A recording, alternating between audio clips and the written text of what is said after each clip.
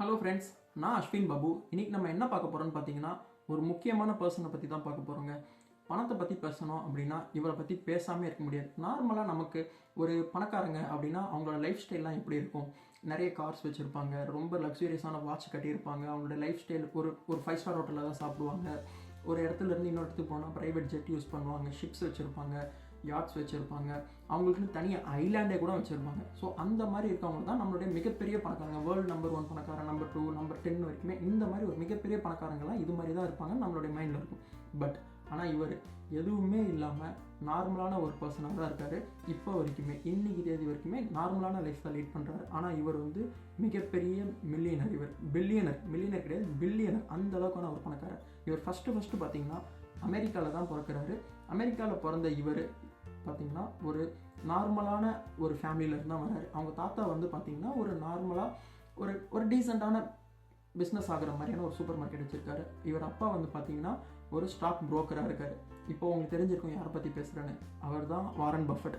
ஒரு மிகப்பெரிய ஜெயிண்ட்னே சொல்லலாம், ஸ்டாக் மார்க்கெட் ஜெயிண்ட்னே சொல்லலாம். இவர் தான் வந்து எப்படி சொல்கிறது, இவர் வந்து பார்த்திங்கன்னா அவங்க அப்பா கூட நிறைய பழகுறாரு. ஸோ அவருடைய அட்வைஸை கேட்டு வளர்கிற இவர் அவங்க அம்மா கிட்ட பெருசாக இவருக்கு ஈடுபாடு கிடையாது. ஏன்னா அவங்க அம்மா எப்போ பார்த்தாலுமே இவங்களை வந்து டிஸ்கரேஜ் பண்ணிக்கிட்டே இருக்காங்க. அவங்க அப்பாவுடைய அட்வைஸை மட்டுமே கேட்டு வளர்கிற இவர் ஸ்டாக் மார்க்கெட்டில் இவருக்கு ரொம்பவே இன்ட்ரெஸ்ட் வருது, பணத்து மேலே ஆசை வருது, நம்பர்ஸ்லாம் இவருக்கு ரொம்ப பிடிக்க ஆரம்பிக்குது. ஸோ அப்போ என்ன பண்ணுறாருன்னா சின்ன வயசுலேயே நிறைய ஏர்ன் பண்ண ஆரம்பிக்கிறாருன்னா எந்த மாதிரினா வீட்டுக்கு வீடு போய் பேப்பர் போடுறாரு. இவங்க தாத்தா கடையில் போயிட்டு கொக்கோ கோலா, கம்ஸு, சிவிங் கம்ஸு இந்த மாதிரி இதெல்லாம் வாங்கி ஸ்நாக்ஸ்லாம் வாங்கி வீடுக்கு வீடு சப்ளை பண்ணி ரொம்பவே காசை ஏர்ன் பண்ணுறாரு.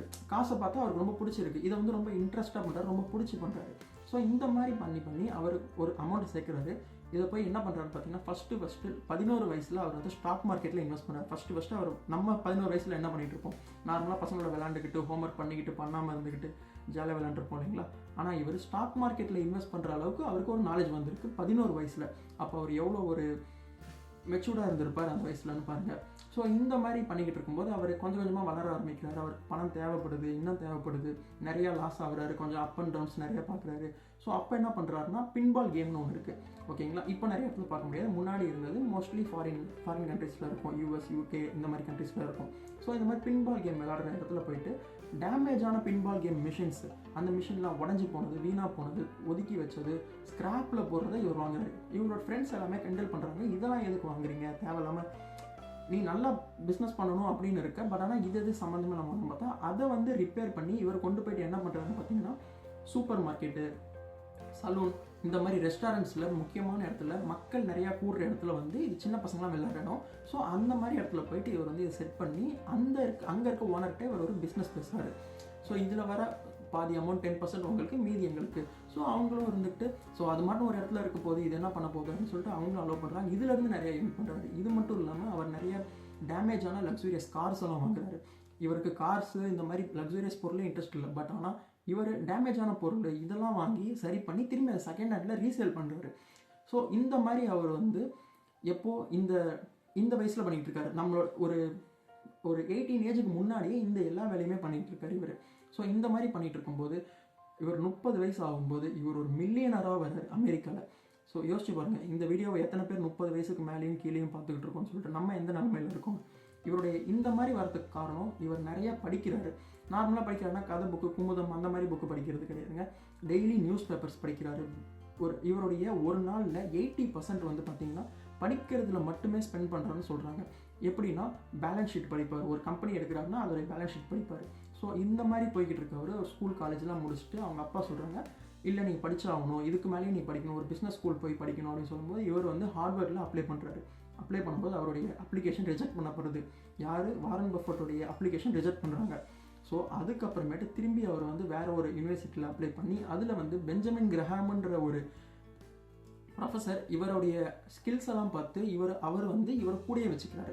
ஸோ அங்கேருந்து இவர் இன்னும் கொஞ்சம் நல்லா படிக்க ஆரம்பிக்கிறாரு. ஸ்டாக் மார்க்கெட்டில் எப்படிலாம் இன்வெஸ்ட் பண்ணணும் அங்கே தெரிஞ்சுக்கிட்ட ஒன்று தான் முக்கியமாக. நார்மலாக போயிட்டு இந்த கம்பெனியை வாங்கணும் அந்த கம்பெனியை வாங்கணும்னு வாங்காமல் அந்த கம்பெனியோட பேலன்ஸ் ஷீட்லாம் நிறையா படிக்க ஆரம்பிச்சு ஸோ நம்ம வந்து ஒரு ஸ்டாக்கை வாங்குகிறோம் அப்படின்னா அந்த கம்பெனியில் நம்ம ஒரு ஓனர் ஆகிறோம் அப்படின்றது அவர் தெரிய வருது. ஸோ அப்போ தான் அவருடைய இன்வெஸ்ட்மெண்ட் ஜேர்னி வந்து இன்னுமே நல்லா வலுவடையுதுன்னு சொல்லலாம்.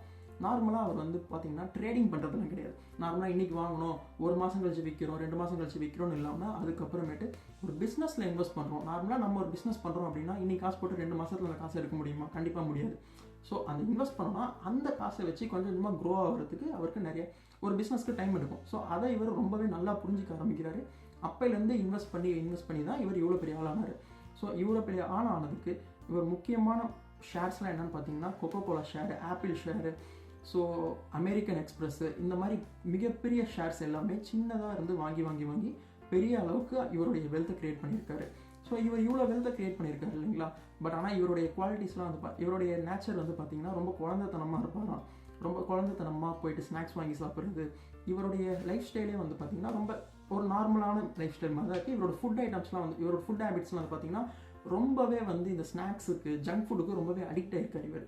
ஸோ இவர் சாப்பிட்றது வந்து பார்த்திங்கன்னா நார்மலாகவே மார்னிங் பிரேக்ஃபாஸ்ட் வந்து மெக்டியில் தான் சாப்பிடுவாராம்.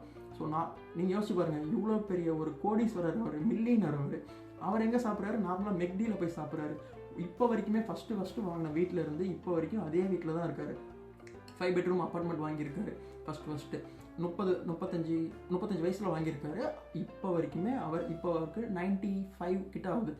இப்போ அவருக்கு 90s இருக்கார் அவர். ஸோ இப்போ வரைக்குமே அதே அப்பார்ட்மெண்ட்டில் தான் இருக்கார். இன்னும் வேறு எதுவுமே வாங்கலை. கார் வச்சுருக்காரு. இப்போ வரைக்குமே ஒரு புது லக்ஸரியஸான கார் வாங்கினதில் ஒரு நார்மலான கார் தான் வச்சுருக்காரு. ஸோ இந்த மாதிரி இருக்க ஒருத்தர்.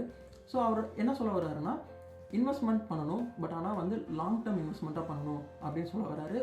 ஒரு லக்ஸரியஸான வாழ்க்கை வாழ்கிறதுனால மட்டும்தான் நம்மள்ட்ட பணம் இருக்குன்றது இல்லை, இதிலே வந்து நிம்மதி இருக்கும் அப்படின்னு சொல்கிறாரு.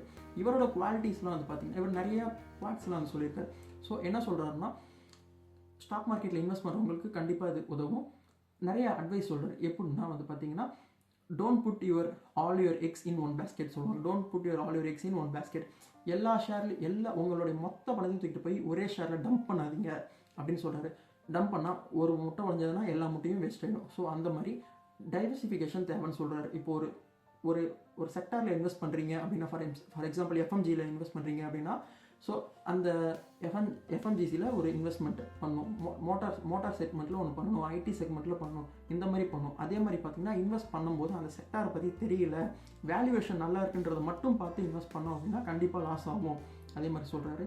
ஸோ இவர் வந்து இன்வெஸ்ட் பண்ணார் அப்படின்னா, நம்மளாம் யூஸ்வலாக யோசிப்போம் இல்லைங்களா, இன்வெஸ்ட் பண்ணுறோம், எப்போ திரும்பி விற்றுட்டு வெளில வரணும், ஸோ அந்த ஷேரை எப்போ விற்கணும், இவர்கிட்ட போயிட்டு எப்போ அந்த ஷேரை எவ்வளோ நாள் வச்சுருக்க போகிறீங்க, எத்தனை வருஷம் வச்சுருக்க போகிறீங்கன்னா, ஃபார் எவர், லைஃப் டைம். அவர் வந்து விற்கணுன்றதே யோசிக்க மாட்டார்.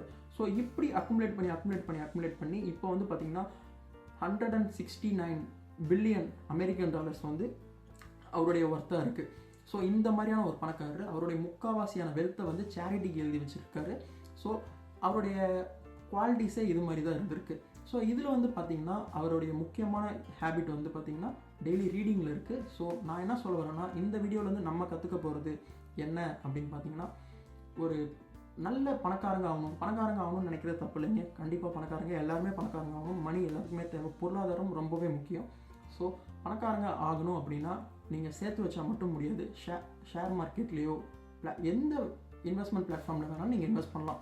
கண்டிப்பாக எப்படின்னா போயிட்டு நீங்கள் கோல்டு வாங்கலாம், இந்த மாதிரி என்ன வேணாலும் இன்வெஸ்ட் பண்ணலாம். ஷேர் மார்க்கெட்டை பற்றி நிறைய கற்றுக்க ஆரம்பிங்க.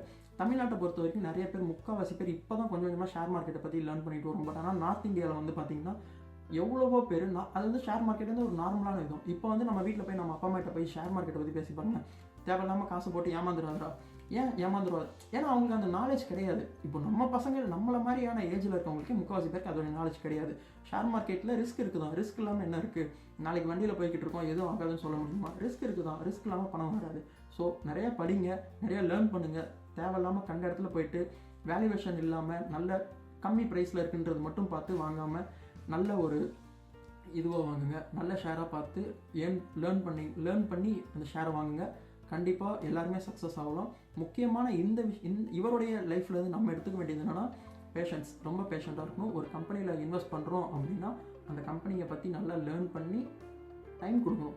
பேஷண்ட்டாக இருக்கணும். டிசிப்ளின் ரொம்பவே முக்கியம். ஃபார் எக்ஸாம்பிள், இவர் அந்த மெக்டியில் போயிட்டு சாப்பிட்டாருன்னு சொன்னது தெரியுங்களா? ஷேர் மார்க்கெட் நல்லா பர்ஃபார்ம் பண்ணால் இவரில் போயிட்டு அவரே ட்ரீட் வச்சுப்பாராம். ஷேர் மார்க்கெட் பர்ஃபார்ம் பண்ணால் நார்மலான ஃபுட்டை விட வெளில வருவார்.